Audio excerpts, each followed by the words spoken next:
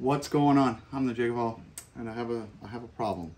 I like plants, and I've got a sidewalk in the way. So I got this guy, which is this outdoor or indoor, wherever you can get solar. It's got a pump built into it, and it is a planter. It has sensors to detect when you're out of water. It's got an output and an input. And it has that because it comes with this hose that you can just put in a bucket of water. Doesn't matter how big your tank is, whatever. And then you get all these little emitters, T's. It's got a whole bunch of them.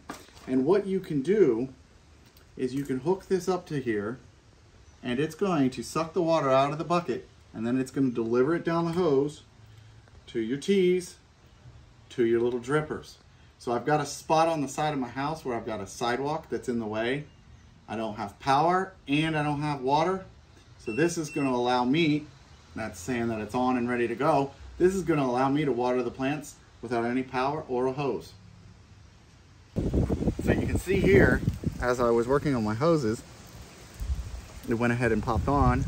The water is pumping. It beeps when it doesn't detect that it's hooked up to water. So as soon as I put those sensors in the bucket, which we'll get closer, but right now I can just go ahead and hook this little T up, as you can see. And then I will go ahead and hook up another piece of hose. And I'm gonna go ahead and put my little drippers in here, and then I'm gonna move on to the other plant. All right, so you can see I've got my water in here. The hose comes down and it's going to my other plant. And as I said earlier, they include a lot of hosing. They include T. And then let me show you the bucket over here. So you can see I have my water sensors in my bucket. So when that level gets to that low point, this will stop.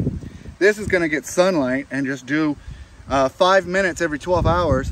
It comes with a little pre-filter with marbles in it, so it sinks. So now all we gotta do is fill that bucket up, and every plant that I add in here, I can just add on to this simple little drip.